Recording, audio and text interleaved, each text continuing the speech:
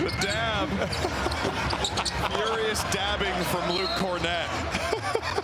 We got to get the wire on him again. The king of the follow. Dabbing on him here in Chicago. Welcome to the Celtics Postgame Live. House and Amina Smith here with you. Still trying to figure out what that celebration was from Luke Cornett. However, the Celtics, they pull out a win against the Bulls, 129-112. And Eddie, this game was very close in the first half. What did the Celtics do to pull away?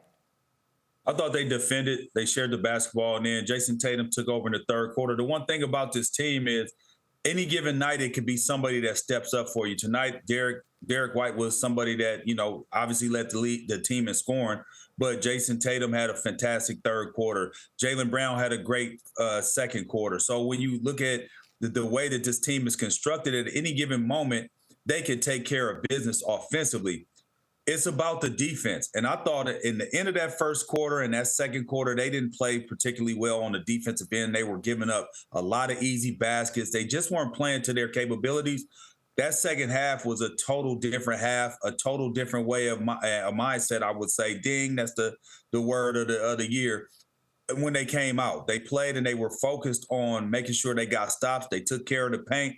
They rebounded the basketball. There weren't that many easy looks for the Chicago Bulls. They took care of Vucevic, who was out there having his way in the first half, and they were able to extend and get the lead and then extend that lead and walk to an easy victory. You mentioned defense being a key part of this win for the Celtics. Well, Derrick White, he was able to get it done on both ends of the floor. He's with Abby Chin after the game. Derrick, you guys took control of this game in the third quarter as you get another shirt tossed your way from Jaylen Brown. What did Joe say to you guys at halftime? We had a good first quarter. In the second quarter, we just gave up 39 points, and that's really what we talked about. And we came out of the second half, got some stops, and we were able to build up a good lead. You showed no signs of rust coming out of the All-Star break on a heater, plus 3 blocks and a pick 6 in that first quarter. How are you so rested right now?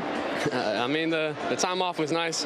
It's good to just lay around, spend time with the family, and ready to go. So I was definitely a little bit tired out there, but it's good to get back and ramp it back up. You guys have now won 7 straight overall, 7 straight on the road. Did it feel like you just kind of picked up where you left off? We still got a lot of work to do. It just doesn't happen like that, but it's a good win here at the first one, and we just got to build off of it. Before I let you go, what do you think Luke was doing on that celebration? Was it the dab, karate chop? X asked him, and I was like, just never ask him, man. Just let him do what he do. I think it was a dab. I'm not 100% positive, but he's the best, and yeah, he's just the best. You're pretty good yourself, Derrick. Thank you so much. Appreciate it. Scal and Drew Carter joining us live from Chicago right now. And guys, look, yeah, you're already getting into it. The turbo dab, Drew. I really feel like that was the perfect name for what Luke Cornett was doing out there on the court in the fourth quarter.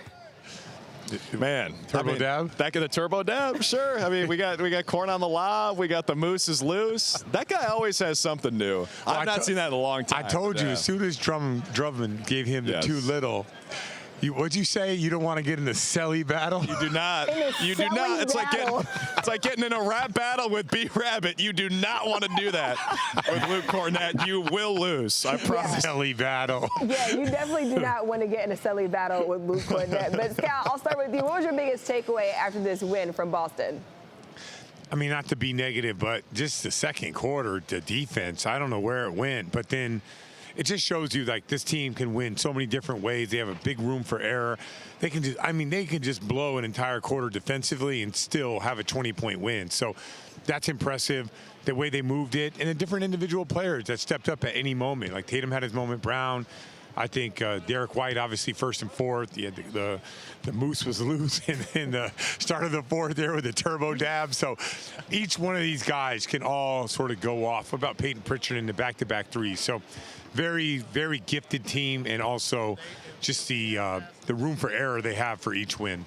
And Drew, I saw you throw your hand up when Scal said that he didn't want to start with the negative, but then did proceed to start with the negative. What are your thoughts on this win?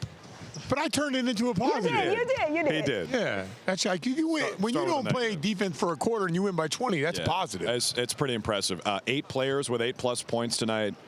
There's just so much talent on the team. And in the fourth quarter, I mean, it just started to feel like they were inevitable. I mean, tonight, but also through the course of the season. I mean, they've got the most efficient offense in the NBA. They're 3rd in defensive rating. They've got the best home scoring margin in the league and road scoring margin in the league. Yeah. Another win streak of 5+ games, now up to 7. I mean, it's just, there are times where it feels like this team could coast because they're so talented. But we really don't see it that often. We showed that stat earlier tonight. They're now, I think, 22-1 against teams that are sub 500. The only loss being to Charlotte. And this is my first year here. Every time I say we're good, you know, we should win this game tonight, people are like, don't say that. You know, we always lose games like this. Not this year. I think this year is different. It's depth, like our depth of not having a bunch of guys. It's you can win 25 different ways with 25 different combinations of guys playing well. So here's another one that I didn't see. I've seen the Tatum Brown show forever, right? I've been around since those guys were drafted. Tatum was cool in the first half. Go ahead, you do your thing, do your thing, do your thing. He deferred to Jalen a bunch. And it was like, yeah, you got it going. It's all good. And then he comes out 15 in the third quarter, just like that. I'm not sure, I don't know, maybe last year he would have done that, but there were times where Jason Tatum would not have done that. So this team knows how to win, wants to win, ready to win.